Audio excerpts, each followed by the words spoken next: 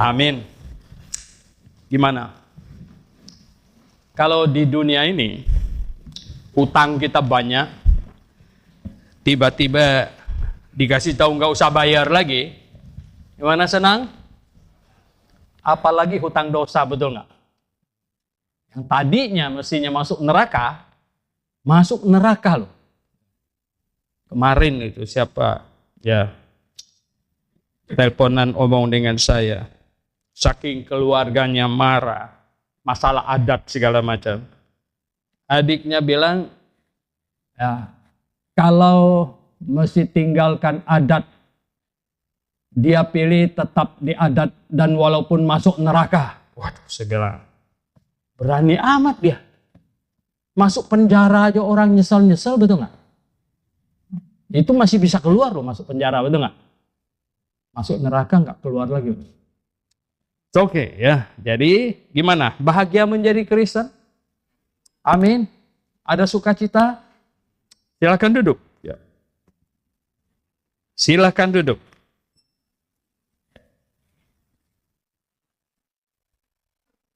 Hari ini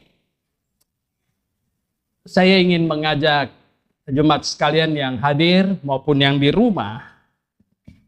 Coba kita baca 2 Timotius pasal 4 ayat 1 sampai 5. 1 Timotius pasal 4. 2 Timotius pasal 4.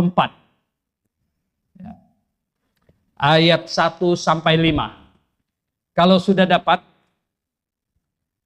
kita baca bersama-sama. 2 Timotius pasal 4 ayat 1 sampai 5. 1, 2, 3. Di hadapan Allah dan Kristus Yesus yang akan menghakimi orang yang hidup dan yang mati, aku berpesan dengan sungguh-sungguh kepadamu demi penyataannya dan demi kerajaannya. Beritakanlah firman, siap sedialah baik atau tidak baik waktunya. Katakanlah apa yang salah, tegurlah dan nasihatilah dengan segala kesabaran dan pengajaran. Karena akan datang waktunya, orang tidak dapat lagi menerima ajaran sehat, tetapi mereka akan mengumpulkan guru-guru menurut kehendaknya, untuk memuaskan keinginan telinganya. Mereka akan memalingkan telinganya dari kebenaran dan membukanya bagi dongeng. Tetapi kuasailah dirimu dalam segala hal, sabarlah menderita, lakukanlah pekerjaan pemberita Injil, dan tunaikanlah tugas pelayananmu. Kita berdoa. Tuhan, terima kasih untuk firman-Mu yang sudah kami baca. Sungguh ini adalah peringatan. Rasul Paulus menulis ini di akhir-akhir hidupnya. Dan dia mengingatkan kami semua. Sungguh Tuhan, kami patut mendengar, patut mencamkannya. Karena peringatan ini makin hari, makin berguna.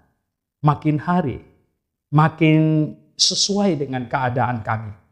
Makin tepat, cocok dengan situasi kami Tuhan. Sehingga kami patut memperhatikannya. Supaya kami bijak dan betul-betul berhikmat Tuhan. Sebagai anak-anak-Mu di muka bumi ini. Kami mohon kasih karunia-Mu memimpin kami semuanya. Dalam nama Tuhan Yesus Kristus. Kami berdoa. Amin. Jemaat yang saya kasih dalam Tuhan. Rasul Paulus menulis surat ini diperkirakan yang terakhir dan tidak lama sesudah dia menulis ini dia meninggal. Meninggalnya dipenggal kepalanya di kota Roma. Di ayat-ayat berikutnya itu biasanya disebut swan song, ya, lagu angsa, yaitu menyatakan bahwa pertempurannya sudah berakhir, dia sebentar lagi akan pergi, begitu ya. Nah, ini keadaannya. Nah, Oleh sebab itu, surat ini, surat 2 Timotius ini, sangat patut, sangat cocok untuk kita sering merenungkan. Karena ini berisikan banyak pengajaran dan nasihat untuk jauh-jauh ke depan. Bahkan makin hari untuk melihat situasi, membandingkan situasi-situasi di mana kita ada, kelihatannya malah makin cocok. Nah, jemaat yang saya kasih dalam Tuhan, yang pertama, saya ingin mengajak jemaat sekalian untuk melihat situasi dunia ini. Kita sama-sama di dunia ini, saudara. Tetapi kadang-kadang, apa yang Anda amatin dengan apa yang saya amatin bisa berbeda. Saya sih tidak nonton film-film Korea gitu, tapi saya banyak nonton berita. Satu hal yang paling hangat sekarang ini adalah Trump sama Zelensky ya bertengkar di kantornya. Walah, ya toh. Dunia ribut besar sekarang ini ya toh. Karena Trump berusaha untuk mendamaikan ya, Putin dengan Zelensky, malah Zelensky-nya kayaknya kurang menghargai gitu ya. Kurang menghargainya. Trump tuh bilang begini, nah kamu ini gimana sih? Ya, ngotot mau lawan Rusia. Kalau tidak dibantu oleh kami sampai ratusan miliar dolar, ya toh, kamu dalam 2 minggu itu sudah habis sebenarnya. Dalam 2 minggu sudah habis. Nah, saudara yang saya kasih dalam Tuhan Yesus Kristus, kondisinya begini sekarang ini ya. Dengan munculnya Trump, sebenarnya suasana jadi bagus. Di Indonesia dengan munculnya Pak Prabowo, ya, Gibran, ya kita puji Tuhan, ya toh.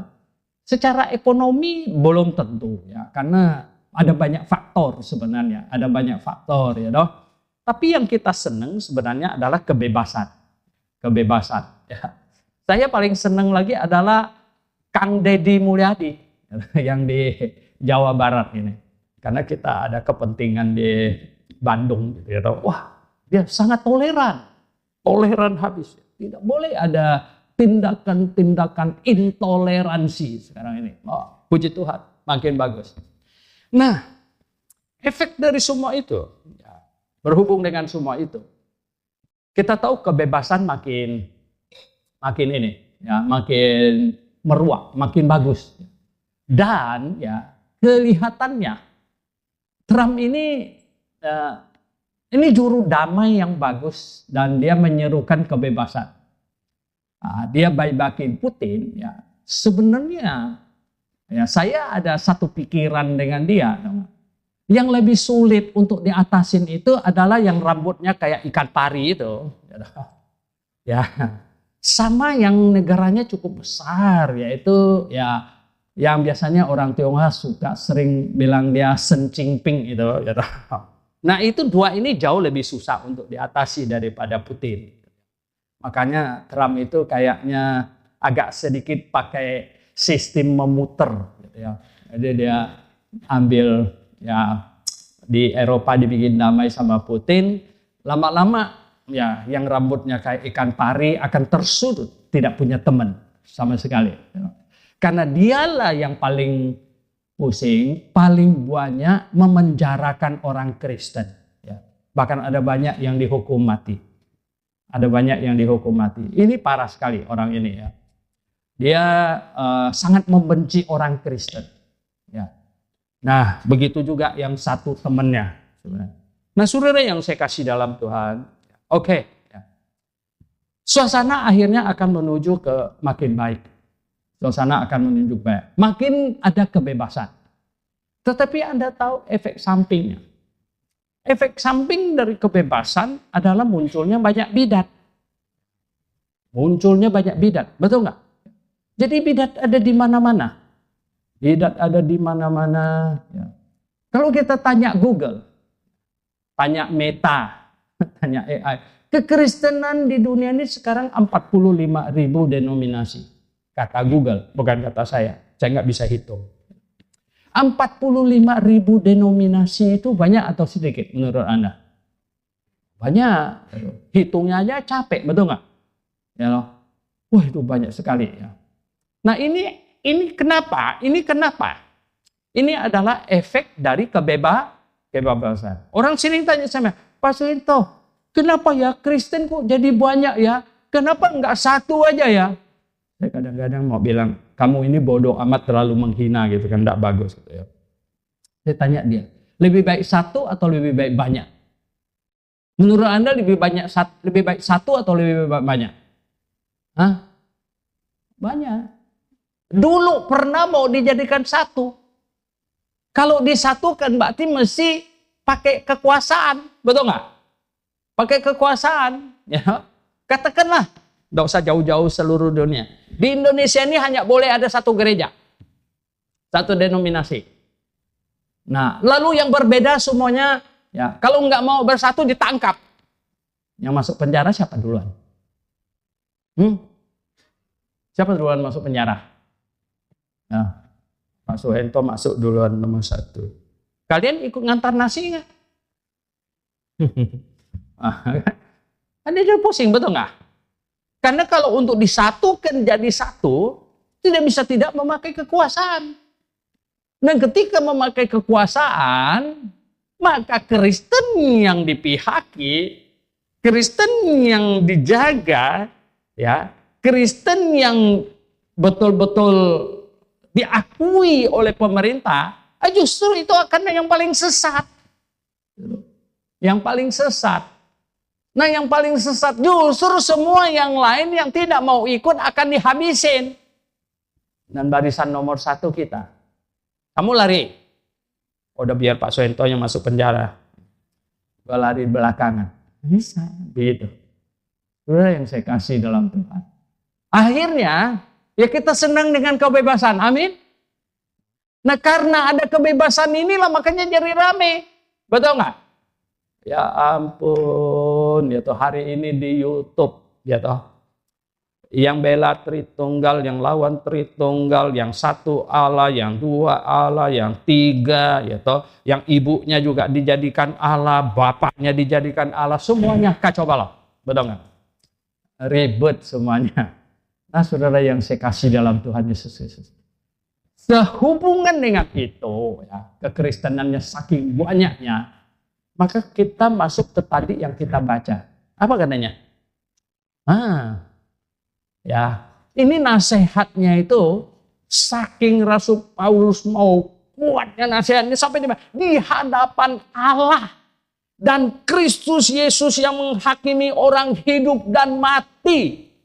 Wah, dia kasih nasihatnya itu di hadapannya itu sampai hadapan Allah yang menghakimi orang mati, orang hidup.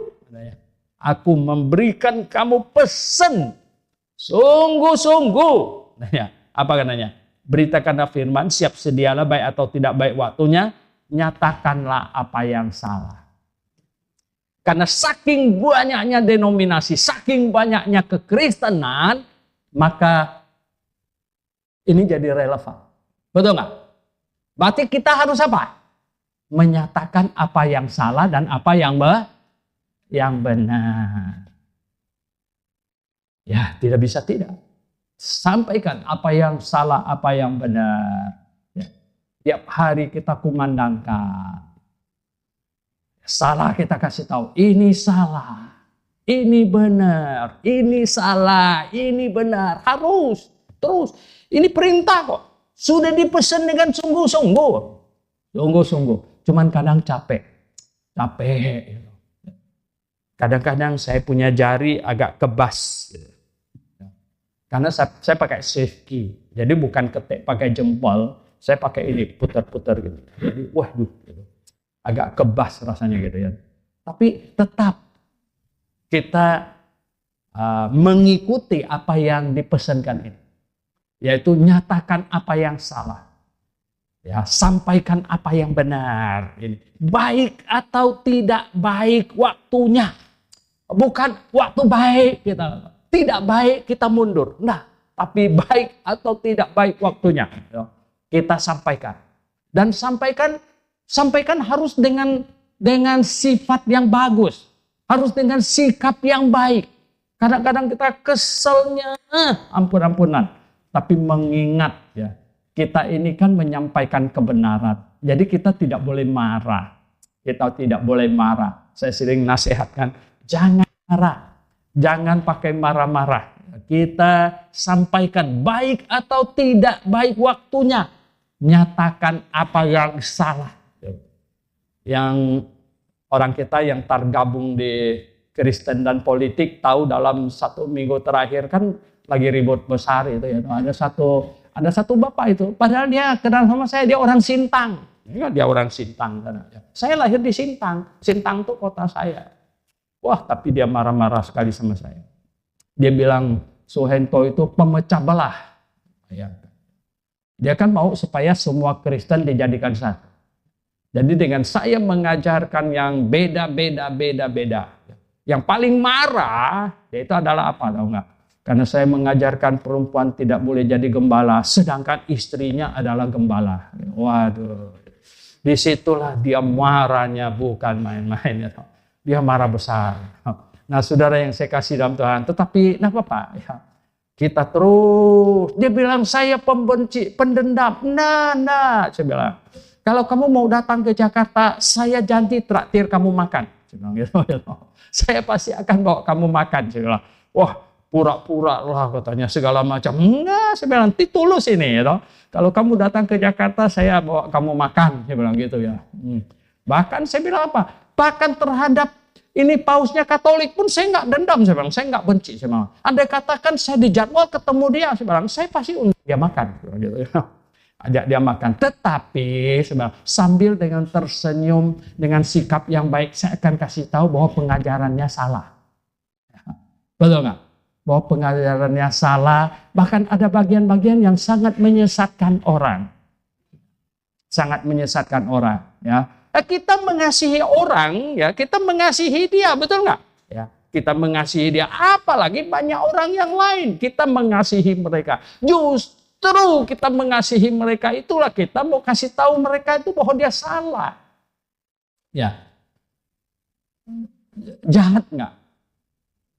Kalau ada orang melihat seseorang, ya, ini orang buta ini, ya, dia jalan menuju ke jalan, sementara dari sana itu datang satu truk gede, jalan menuju ke jalan, dia liatin aja, ini sebentar lagi nabrak nih, liatin aja, ini truk menang atau dia menang nih, ini kan jahat sekali, betul nggak? Ini bukan manusia nih, masa begitu ya? Nah kita ya melihat orang mau binasa, betul nggak? Melihat orang mau menuju ke neraka, apa yang kau lakukan? Ya, kita usaha menyelamatkannya.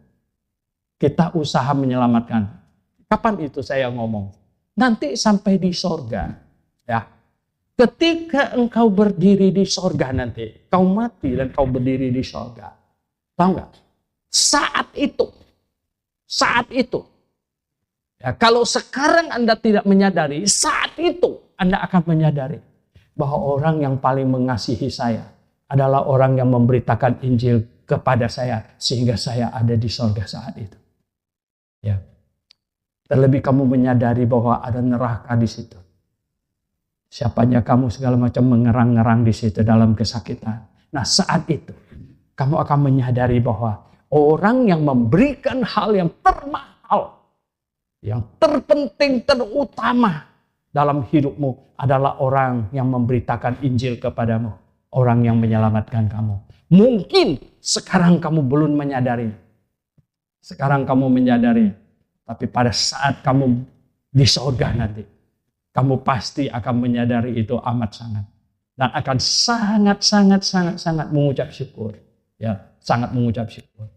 Oh, itulah ya. Makanya, dalam keadaan apapun juga, justru sekarang ini kekristenan dengan polarisasi yang luar biasa. 45.000 denominasi dengan pengajaran yang dari yang sangat diam sampai yang ributnya bukan main. Dari yang pura-pura jadi setan sampai yang terang-terangan nyebut dirinya setan. Semuanya diperlukan. Orang yang berani menyatakan apa yang salah dan apa yang benar. Nah, saudara yang saya kasih dalam Tuhan Yesus, siapakah yang bertanggung jawab untuk menyatakan yang salah dan yang benar? Siapakah yang bertanggung jawab? Ya orang yang merasa dirinya benar, yakin dirinya benar. Oh, mereka selalu bilang, oh Pak Suwento, yakin sendiri aja benar. Semua orang harus yakin dirinya benar, betul nggak? Mana ada orang berdiri nih, jemaat sekalian, sorry ya, yang saya sampaikan ini belum tentu benar loh. Ini semuanya bubar ini, betul nggak? Iya kan? Semuanya bubar ini ya dong. Pak Suwento, ya udah kita pulang aja deh daripada repot di sini, betul. Ya kita sampaikan apa yang kita yakin benar, saya bilang.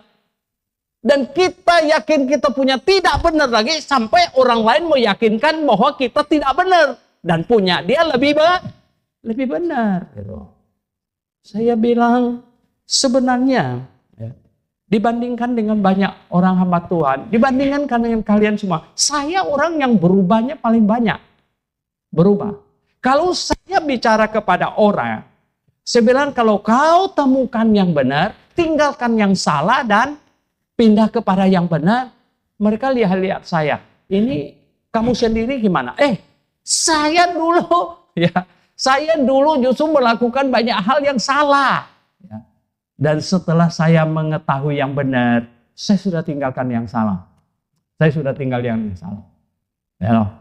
Terus ada lagi yang ngomong begini, Pak Suwento cuma jual kecap aja supaya semua orang datang ke gerejanya, gerejanya makin ramai. Dia bilang. Dan semua orang disuruh cari kebenaran nanti sampai di Gerafe berhenti katanya. Oh enggak, sebelah. Cuman saya yang ngomong sama jemaat, cari kebenaran itu harus apa? Terus, betul nggak? Sampai di Gerafe masih cari kebenaran nggak? Ya terus. Dan kalau ketemu gereja yang lebih benar, pindah nggak? Pindah. Dan jangan lupa kasih tahu saya. Saya juga mau pindah, jadi kita pindah sama-sama gitu. Ya nah. Nah saudara yang saya kasih dalam Tuhan, itu namanya kita cari yang benar. Karena kita mau mengimani yang benar. Kita mau imani yang benar. Jadi gini, siapakah yang bertanggung jawab untuk menyatakan yang salah dan mengajarkan yang benar? Ya nomor satu tadi, orang yang yakin dia benar. Betul nggak? Orang yang yakin dia benar. Yang nomor dua, lebih afdol lagi, lebih bagus lagi, bukan cuman yakin diri benar, tapi kebenaran yang dipegangnya adalah kebenaran yang sudah melalui pengujian. Ya, diuji. 1 Tesalonika pasal 5 ayat 21 bunyinya apa tau nggak? Ujilah segala sesuatu dan peganglah yang baik, yang benar. Ujilah segala sesuatu. Ujilah. Jadi kalau kamu yakin yang kamu imani itu benar, kemudian kamu uji, menyodorkan, memaparkan keyakinan iman kamu untuk diuji. Dan setelah lolos ujian, maka kita memiliki rasa percaya diri yang kuat, yang tinggi untuk kasih tahu orang mana salah, mana benar. Begitu. Dan sangat diperlukan. Kenapa atau enggak? Kita hari ini disuruh memberitakan Injil. Beritakan Yesus. Menurut kalian masih ada enggak orang dewasa yang belum pernah dengar Yesus? Di zaman medsos ini. Masih ada enggak? Hampir tidak ada. Betul enggak? Hampir tidak ada. Karena apa? Wah, Indonesia itu tahu nggak apa? Indonesia ini terhitung negara yang pemilik handphone terbanyak. Kenapa dong? Tukang sayur aja handphonenya 2. Anak-anak saya ada yang handphonenya 2, 3. Jadi banyak itu. Sekarang di handphone siapa yang nggak ada kata Yesus? Semua sudah ada. Nah lalu sekarang gimana? Yang apa yang kamu beritakan? Sekarang sebenarnya tahu nggak? Sekarang yang diperlukan itu bukan memberitakan Yesus saja. Sekarang yang jadi tanggung jawab kita adalah apa? Dengan begitu banyaknya kekristenan sampai 45.000 denominasi, tanggung jawab kita itu adalah apa? Ketika orang tanya kepada kita, yang satu begini, yang satu begini, yang satu begini, yang satu begini. Mana yang benar? Tahu nggak? Itu tanggung jawab kita. Gitu loh. Sehingga bilang, wah ada orang, saya ini umat agama lain. Saya ini mau jadi Kristen. Saya ke gereja mana Pak? Nah disitulah kalau ketemu kamu. Ya. Berarti kamu harus dapat mengidentifikasi berbagai Kristen, mengidentifikasi berbagai Yesus yang diberitakan, berbagai Injil yang dikumandangkan. Harus dapat memilah-milah sehingga kamu dapat memberikan orang guidance, memberikan orang petunjuk yang ini yang benar. Yang ini benar. Iya. Kenapa bisa yang ini benar? Karena begini. Lalu yang ini salah. Kenapa itu bisa salah? Karena begini. Nah, kamu jadi pinter ketika kamu bisa membreakdown kalau benar apanya yang benar dan kalau salah apanya yang salah. Jadilah orang Kristen yang pinter akhirnya. Bukan begini. Ikut yang ini benar. Ya, kenapa benar? Pokoknya benar. Lo jangan yang kayak itu salah. Lo kenapa salah? Ya pokoknya salah. Gitu. Waduh, nggak bisa begitu. Kita dituntut lebih canggih. Sebenarnya gini, pemberitaan Injil di zaman teknologi maju ini tidak seperti 100-200 tahun yang lalu. 100-200 tahun yang lalu mereka pergi ke tempat yang Injil belum pernah diberitakan. Sampaikan Yesus. Sekarang Yesus sudah didengar di mana-mana. Nah orang mau tanya kepada kita, apa beda itu dengan ini? Bisa nggak kamu memisahkannya, membedakannya? Nah disinilah ya kita dituntut. Jadi kita lihat ayat 2 ini. Beritakanlah firman, siap sedialah baik atau tidak baik waktunya. Nyatakan apa yang salah, nyatakan. Memang bisa dimaki-maki orang. Karena kita menyatakan yang salah. Saya menyampaikan perempuan tidak boleh jadi gembala. Kebetulan istrinya gembala. Ya dia marah lah. Marahnya sampai dendam. Setiap kali saya post apa dia marah duluan. Belum baca loh. Belum baca dia udah marah sekali. Pak Bisto agak korek, dia punya borok katanya. Bapak marah-marah itu kan gara-gara istri bapak jadi gembala katanya. Dia tambah ini lagi loh. Wah, dia mau bantah mau apa? Memang betul ya toh. Nah, saudara yang saya kasih dalam Tuhan, memang kita sampaikan, nyatakan apa yang salah. Ada resiko ya. Tapi itu tanggung jawab kita. Ya. Kita sering dipostkan video pendek di mana ada orang tolong orang, ya kan? Malah dia yang ditempeleng, ada nggak? Ya ada, ya loh. Wah, ya. Saya dipostkan video pendek gitu. Itu ada satu ibu-ibu hamil mau duduk ya. Itu orang di sebelah angkat dia punya bangku. Kalau dia duduk lagi dia terpental. Ada satu anak muda pergi menolong dia, ibu yang itu ya, kasih punggungnya. Itu ibu balik dan tempeleng dia. Padahal dia penolong gitu. Ya toh. Ibu enggak lihat, enggak apa, ya toh. Dia langsung balik badan, lihat itu langsung anak muda itu tempeleng. Itu sering kali.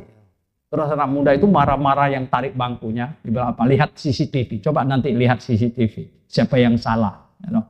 Nah saudara yang saya kasih dalam Tuhan.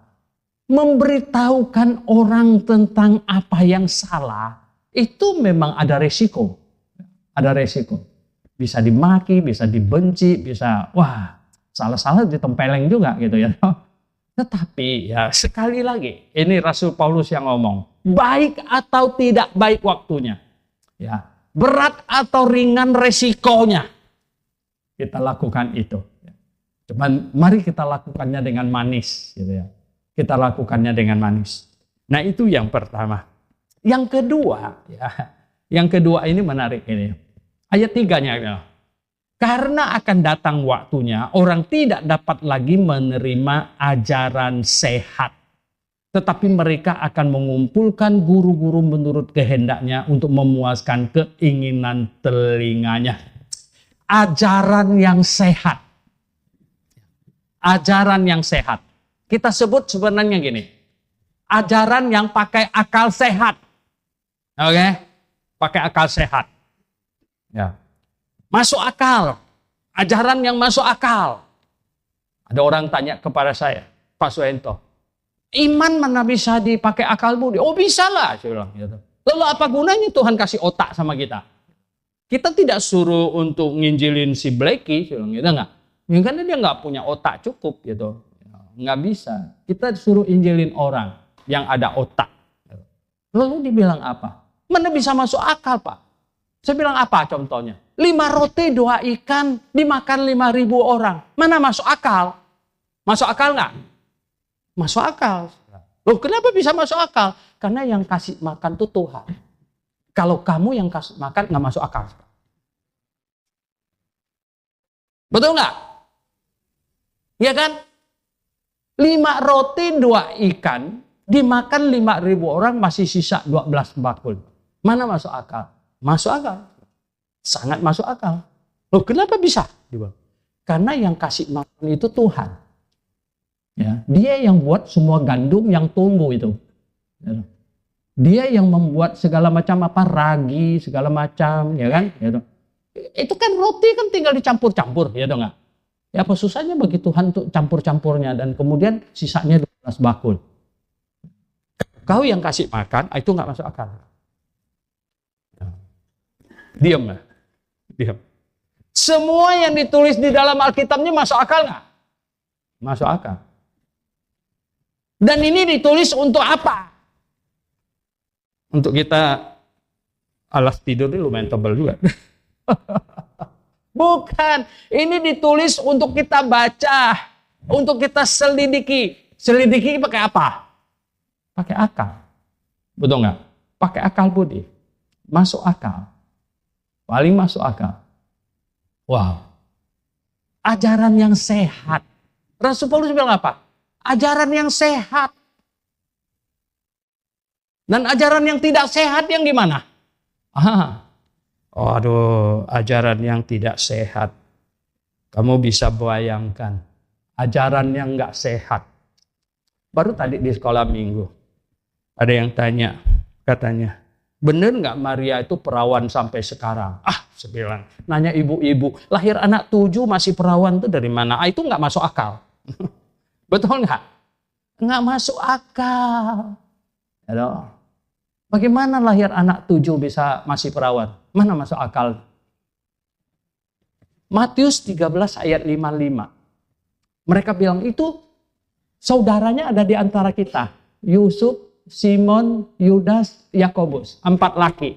Dan saudari perempuannya pakai jamak di tengah-tengah kita. Berarti minimum 2. Berarti 6. Plus Tuhan Yesus berapa? 7. Maria melahirkan minimum 7 anak. Nah bagaimana bisa masuk akal dia masih perawan sampai hari ini? Betul nggak? Ditambah lagi. Saya suruh baca tadi. Matius pasal 1 ayat 25. Bunyinya apa di situ? Matius pasal 1 ayat 25. Karena. Tetapi ya, ini mengenai, ia mengambil Maria sebagai istrinya. Tetapi tidak bersetubuh dengan dia sampai, kata apa? Sampai ia melahirkan anaknya laki-laki dan Yusuf menamakan dia Yesus. Berarti sesudah melahirkan bersetubuh nggak? Iyalah. Bagaimana masih perawan sampai sekarang? Nah itu tidak masuk akal. Tidak masuk akal. Nah, tetapi kata Rasul Paulus, nanti ini orang tidak lagi bisa terima pengajaran yang sehat. Semua bidat kalau disuruh nyalakan dia punya akal sehat akan tinggalkan kebidatan. Pasti. Ya loh. Sama mereka yang percaya sama mimpinya Ellen White. Aduh. Saya bilang, Boleh nggak Ellen White mimpi supaya kita pelihara hari Sabat?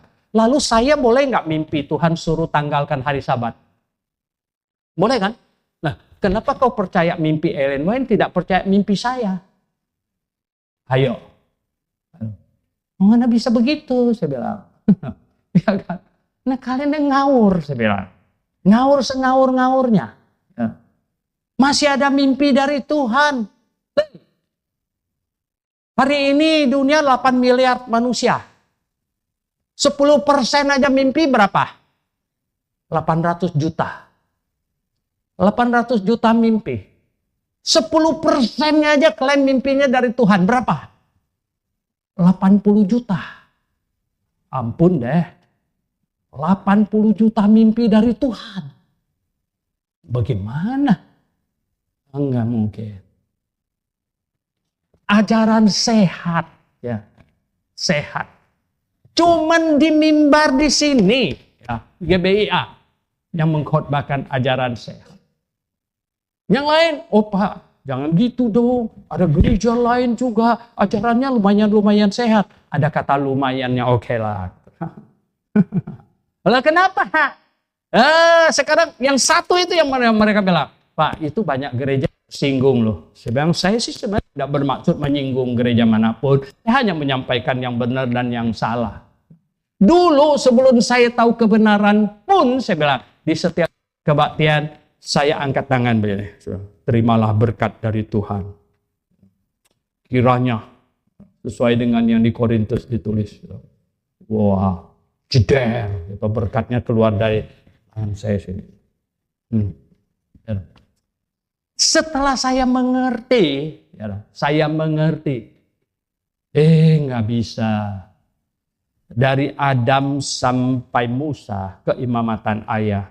Dari Musa sampai Yohanes Pembaptis keimamatan Harun. Dan dari Yohanes Pembaptis sampai nanti hari pengangkatan keimamatan Yesus Kristus imam besar.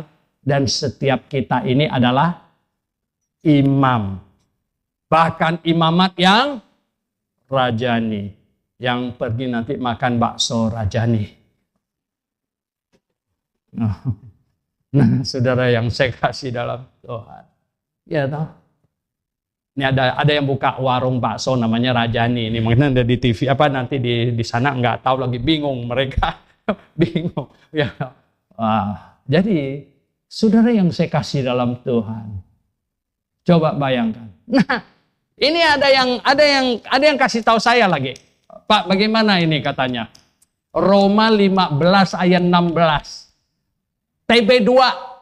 Ya, kata pelayan diterjemahkan dengan imam supaya bisa mendukung mereka yang ada jabatan imam sekarang ini katanya. Wih, TB2, saya belum cek juga ini. Rupanya pakai kata imam sekarang. Wah, saya bilang kesesatan akan makin merajalela. Ya. Kesesatan akan makin merajalela. Iblis sangat pinter, cerdik, licik. Ya. Tahu nggak apa? Yang paling strategis dalam pertempuran adalah merusak Alkitab. Ya, merusak Alkitab. Ketika Alkitab berhasil dirusak,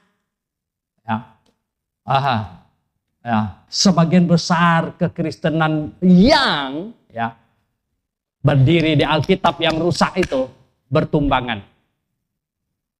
Bertumbangan, pasti. Nah, saudara yang saya kasih dalam Tuhan Yesus Kristus, mengajarkan ajaran yang tidak sehat. Dia bilang apa? Paulus bilang ini, karena akan datang waktunya orang tidak dapat lagi menerima ajaran sehat. Sudah datang belum? Sudah datang belum? Akan datang nih, Paulus nih ngomongnya akan datang dulu. Akan datang waktunya orang katanya tidak dapat lagi menerima ajaran sehat. Ini mau ajaran sakit rupanya yang mereka mau tuh ya dong. Bingung juga. Ajaran sakit. Ajaran sehat nggak mau lagi. Ajaran sakit yang mereka junjung tinggi, mereka luar biasa. Saudara yang saya kasih Tuhan. Tetapi kita harus tetap menyampaikan, mengumandangkan ajaran yang sehat. Ajaran yang sehat. Apa ajaran yang sehat? Ajaran yang sehat. Hari ini kita tahu banyak Injil yang diselewengkan. Injil yang dikacaukan. Injil yang dikacaukan. Bagaimana kita bisa diselamatkan? Bagaimana orang bisa diselamatkan? Cuman satu jalan. Bertobat dan percaya kepada Yesus Kristus yang tersalib. Bertobat dan percaya kepada Yesus Kristus yang tersalib. Mengaminkan Yesus disalibkan menggantikan saya. Saya orang berdosa yang pasti akan masuk neraka. Bukan karena dosa kebanyakan. Satu dosa saja pasti masuk neraka. Dan dosa selesai kalau dosa itu dihukumkan. Dan tidak ada jalan lain. Dosa harus dihukumkan. Dan Yesus Kristus datang. Dihukumkan menanggung dosa kita. Yesus Kristus datang menanggung dosa seisi dunia. Yesus Kristus datang menanggung dosa seisi dunia. Dan orang yang datang kepada Tuhan Yesus adalah orang yang dapat melihat dirinya orang berdosa dan akan binasa. Dan kemudian Yesus dihukumkan menggantikan dia. Salah satunya Rasul Paulus. Dia berkata Yesus Kristus datang untuk menyelamatkan orang berdosa. Itu benar. Dan diantaranya akulah, katanya apa? Yang paling berdosa. Rasul Paulus salah satunya. Salah duanya Suhento. Gimana kamu? Salah tiganya. Empatnya. Puji Tuhan. Kalau kamu juga diselamatkan. Kita diselamatkan. Hanya melalui bertobat percaya kepada Tuhan Yesus. Dan Injil yang lain berkumandang. Injil. Wah. Ini Pak Timotius lagi ada di Bali. Saya tak pernah lupa. Grafi belum lama waktu itu. Saya diajak Pak Timotius nginjilin temannya di Geria. Geria nggak jauh. Masih muda. Orangnya lumayan kaya kan. Rumahnya di Geria itu kan rumah yang bagus. Saya menginjil ngomong. Tahu nggak apa. Setelah di akhirnya. Saya tanya bagaimana? Kita berdoa terima Tuhan Yesus. Dia jawab saya apa dong? Kedengarannya katanya, too good to be true. Saya ingat kata ini. Ayo Tuhan, kenapa jadi begini? Terlalu gampang ya? Kok masuk surga segampang itu? Saya tidak bisa yakin terlalu gampang. Too good to be true. Dia maunya apa sih? Maunya masuk surga yang gimana? Yang sulit gitu ya. Yang sulit. Saya lihat ada tuh yang sulit itu, tahu nggak? Anak yang umurnya nggak sampai 5 tahun, jalan 4-5 langkah nyembah, 4-5 langkah nyembah, menuju ke kota Lhasa. Anda tahu berapa jauh dari tempat dia ke kota Lhasa? Wow. Saya tulis di bawah video itu, sangat kasihan. Ya, dia tidak mengerti Injil. Dia pikir dosanya diselesaikan dengan usahanya. Jalan 4-5 langkah, tumbang, nyembah. 4-5 langkah, tumbang, nyembah. Toh, nanti berakhirnya di neraka. Bagaimana? Bagaimana? Coba bayangkan. Oh, saudara yang saya kasih dalam. Sehingga ada orang yang balas saya. Kalau begitu Pak, bagaimana dengan mereka yang tidak pernah dengar Injil? Oh, saya bilang mereka pasti masuk neraka. Kok bisa begitu? Kan mereka tidak dengar Injil. Oh, saya bilang, tanggung jawabnya kamu. Betul nggak? Tanggung jawabnya kamu yang sudah dengar Injil. Kalau begitu semua orang harus jadi hamba Tuhan, Pak. Oh ya betul, saya bilang. Ya, kalau gitu siapa yang dagang? Tinggal mereka yang tidak jadi hamba Tuhan yang dagang. Gitu. Mengapa? Karena orang masuk neraka. Orang masuk neraka. Atau, it's okay. Kamu boleh jadi pedagang, tapi tidak boleh lupa menginjil. Tanggung jawab. Harus tanggung jawab. Di sini dibilang apa? Ya, coba. Karena akan datang waktunya orang tidak dapat lagi menerima ajaran sehat. Nggak bisa, nggak mau dengar ajaran sehat. Mau dia ajaran yang tidak sehat. Mereka mengumpulkan guru-guru menurut kehendaknya untuk memuaskan keinginan telinganya. Saya dari kecil jadi orang Kristen, itu merayakan Natal di bulan Desember itu sudah tak terhitung. Bahkan dulu waktu saya masih kecil, belum ada listrik, tau nggak? Kami perayaan Natal di Sintang, gitu. Pohon Natalnya diikat pakai lilin sampai kebakaran. Bener ya toh? Wah, saya tak pernah lupa itu Natal tahun itu, tau nggak gitu. Kenapa? Karena pohon Natalnya itu kan pakai ditebang ya. Terus untuk supaya kelihatan ada salju, ditaruhlah itu kapas banyak ditaruh. Jadi supaya kelihatan saljunya banyak, jadi kapasnya banyak. Lalu lampunya pakai lilin, diikat pakai kawat begitu. Pada waktu nyanyi Malam Kudus, gembalanya cuculin api, hangus gitu. Itu kan kapas kena api, tahu nggak kan ya toh? Langsung plap tahu nggak ya toh? Waduh, ribut ya toh di situ kita. Sejak saya tahu bahwa Yesus tidak pernah lahir di bulan Desember. Saya kaget. Saya cari tahu. Oh benar ya. Akhirnya semua data Alkitab kau kumpulkan. Enggak ada Yesus lahir di musim dingin. Yesus lahir di musim panas kok. Kalau musim dingin itu bayinya pakai selimut bukan kain lampin. Kalau musim dingin itu gembala tidak bawa dombanya ke padang rumput. Ya. Kalau musim dingin, Maria bagaimana mau jalan kaki dari Nazaret ke Bethlehem?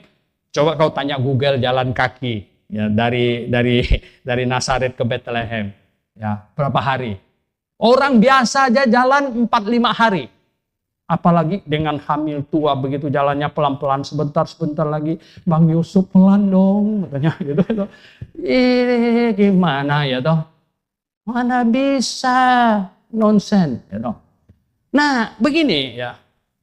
Kalau orang menginginkan ajaran sehat, ya, ketika kita dikasih tahu sesuatu yang benar, yang baik, yang benar gitu. Kita itu senang, betul nggak? Senang nggak? Ketika kamu tahu yang lebih benar, senang nggak? Senang lah, betul nggak? Saya pertama kali dikasih tahu begini, bukan, Yesus tidak lahir di bulan Desember. Dia lahirnya itu di bukan musim dingin, musim panas. Saya nggak bilang, kamu ini, wah, gitu. Bodoh lah, betul nggak? Nggak gitulah. Kita susah. Masalahnya gini, kita malah malu. Kok saya sudah dibohongin sejak kecil loh ya? Betul nggak? Saya dibohongin sejak kecil loh. Sampai pohon Natal kebakaran segala macam loh kita rame. Dari kecil. Kita dikasih tahu yang sehat. Yang sehat. Tapi ada orang, katanya apa? Mengumpulkan guru-guru yang menurut kehendaknya untuk memuaskan telinganya. Dia bukannya senang, dia marah. Marah. Nah, itu dia. Nah, jadi jemaat yang saya kasih dalam Tuhan Yesus. Kita sudah tiba nggak masa yang dimaksudkan oleh Rasul Paulus ini? Sudah. Kita sudah tiba ini. Ya. Dan yang terakhir. Ya, katanya mereka akan memalingkan telinganya dari kebenaran dan membukanya pada dongeng. Dan yang terakhir ayat 5. Di sini bilang, tetapi kuasailah dirimu. Kuasailah dirimu. Kuasailah dirimu dalam segala hal. Kuasailah dirimu. Menguasai diri. Menguasai segala. Sebenarnya di dalamnya termasuk included. Tahu nggak apa? Kuasailah hal-hal yang sehubungan dengan imanmu. Kuasailah dirimu. Kuasailah pengetahuan-pengetahuan yang sehubungan imanmu. Sehingga apa? Kamu dapat memberitahukan kepada orang lain. Sabarlah menderita. Sabarlah. Ya. Karena ada banyak orang memang tidak suka pengajaran yang sehat. Ketika dikasih tahu pengajaran yang sehat, dia malah suka dongeng. Ya, dia malah suka dongeng. Waduh ya. Dia didongengin, dia dongengin anaknya lagi. Akhirnya mereka turun-temurun korban dongeng. Waktu sampai di Amerika dulu, saya kagetnya bukan main. Tahu nggak apa? Ada stasiun TV. Dia punya kartu pos. Zaman dulu tuh pakai kartu pos. Tahun 93. Kartu pos. Tahu nggak? Kartu posnya menggunung gini. Kartu pos apa? Lalu pembawa acara ngambil untuk yang dapat hadiah. Semua kartu pos itu dikirim ke stasiun TV. Tujuannya kepada Santa Claus. Minta hadiah. Jadi anak-anak Amerika diajarin minta hadiah sama Santa Claus. Bukan sama Tuhan Yesus. Santa Claus. Dalam satu malam, Santa Claus akan lewat seluruh Amerika dan dia akan drop dia punya hadiah lewat cerobong asap itu. Padahal itu bapaknya yang beli itu hadiahnya. Tapi itu bohong, itu dongeng. Ya. Jadi anak-anak diajarin bahwa Santa Claus itu hebat, maha hadir, maha kasih, dan dia memberi hadiah kepada anak-anak. Dongeng. Ya. Jadi, ya, bapaknya dulu didongengin, kemudian dia dongengin anaknya lagi. Akhirnya dongengnya berputar-putar. Ya. Tapi kita, orang-orang yang sebenarnya ini kita orang-orang yang tercerahkan. Sabarlah menderita. Lakukanlah pekerjaan pemberita Injil. Dan tunaikanlah tugas pelayananmu. Kita harus tetap sabar, menyampaikan yang benar. Membawa orang kepada yang benar. Beriman pada kebenaran. Beriman pada kebenaran. Jikalau setiap manusia di muka bumi ini mau beriman kepada kebenaran, maka dia pasti akan sampai, akan dituntun oleh Tuhan kepada kebenaran. Amin, jemaat sekalian. Ya, mari kita menjadi orang yang menjadi alat untuk membawa orang kepada kebenaran. Amin. Oke, kita berdoa.